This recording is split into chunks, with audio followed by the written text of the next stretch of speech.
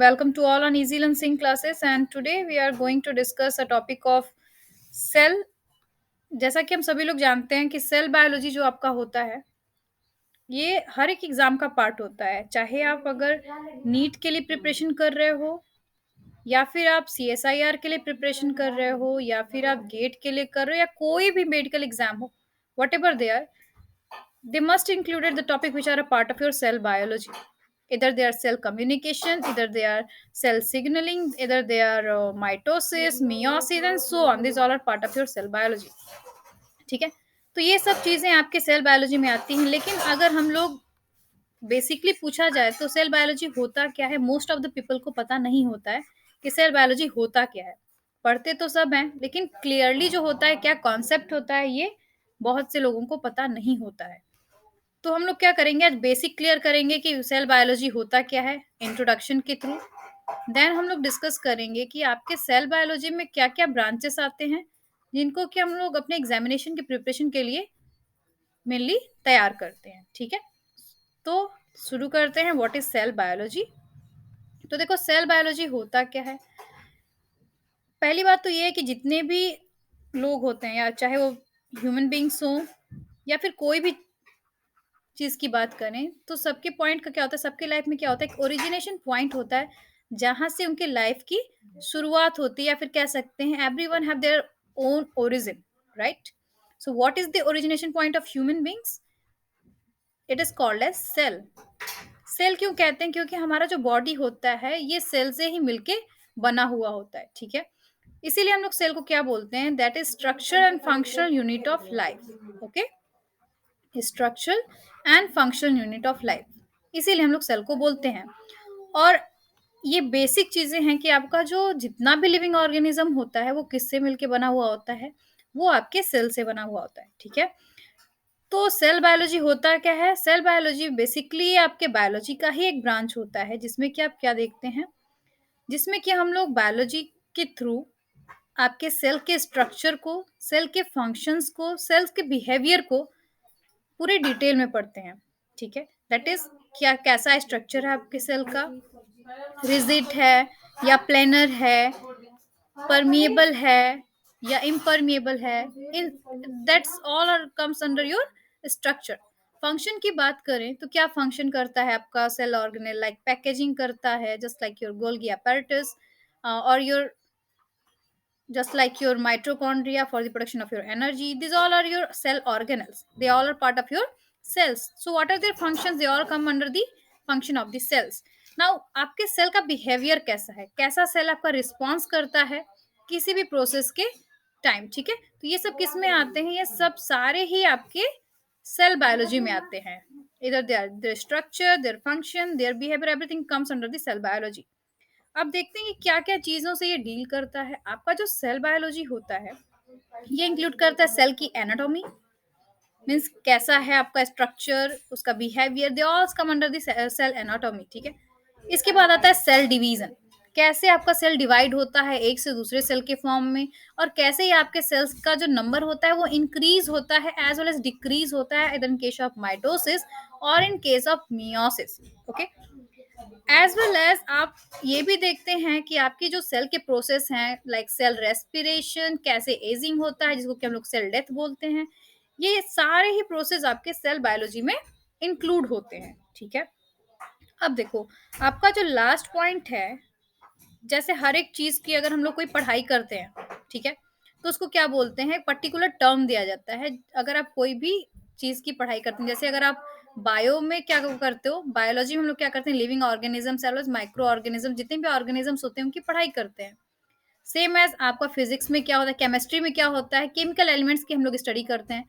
ठीक है, तो उसी तरह से अगर आप साइटोलॉजी का टर्म देते हो तो ये क्या होता है, साइटो, साइटो मीन्स यहाँ पे क्या आ जा रहा है, जो जिसमें कि हम लोग आपके सेल के स्ट्रक्चर, सेल के फंक्शन, सेल्स के molecular organisation, as well as कैसे सेल रिस्पॉन्स कर रहा है, कैसे रिप्रोड्यूस हो रहा है, कैसे ग्रोथ कर रहा है, एज वेल एज आपके जेनेटिक्स क्या है सेल्स के, ये सारे ही आपके आ जाते हैं सेल बायोलॉजी में। और जो इन सेल बायोलॉजी की पढ़ाई करता है उनको बोलते हैं साइटोलॉजी। ठीक है, मतलब अगर आपको बोला जाए कि आप साइटोलॉजी की पढ़ाई कर रहे हो तो इसका मतलब क्या हुआ, that you are complete, you have complete information of your cell biology. Okay, so what is cytology?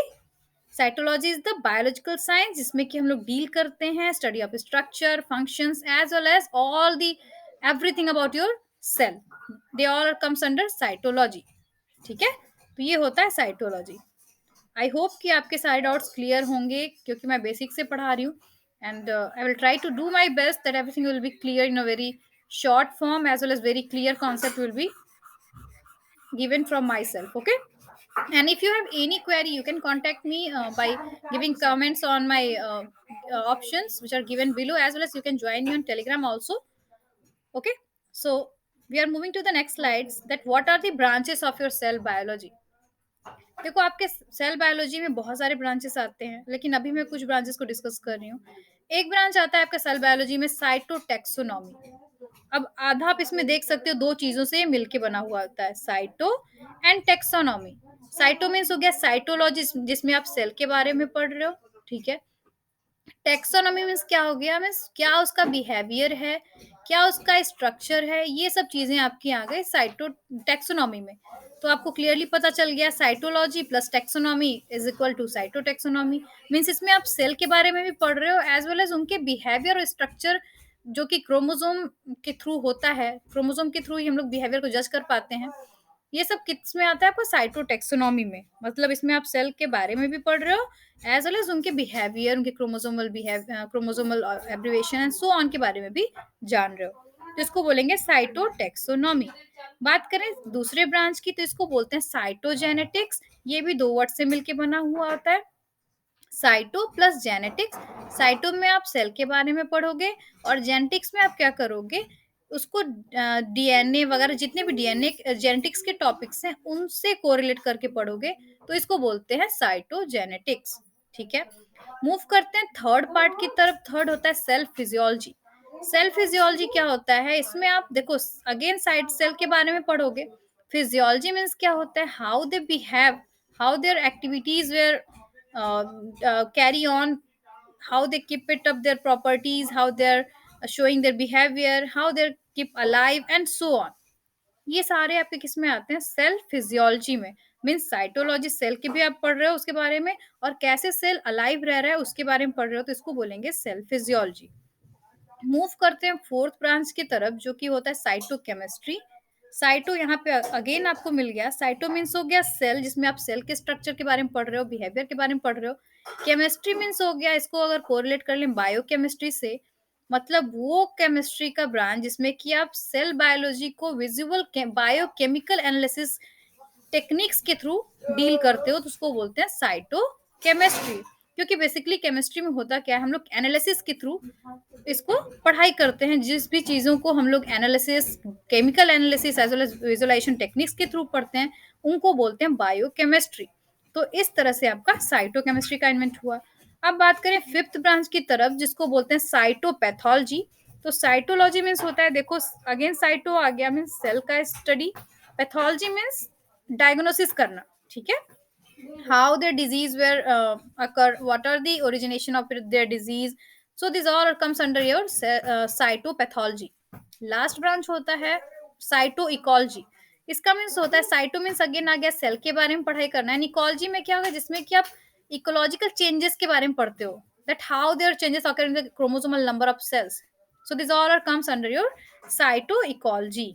तो ये था आपका साइटोलॉजी सेल का जो भी ब्रांच होता है, वो मीन्स साइटोलॉजी के ब्रांचेस थे कि आप कितने ब्रांचेस के बारे में पढ़ते हो। इसमें ये बेसिकली एक शॉर्ट व्यू था।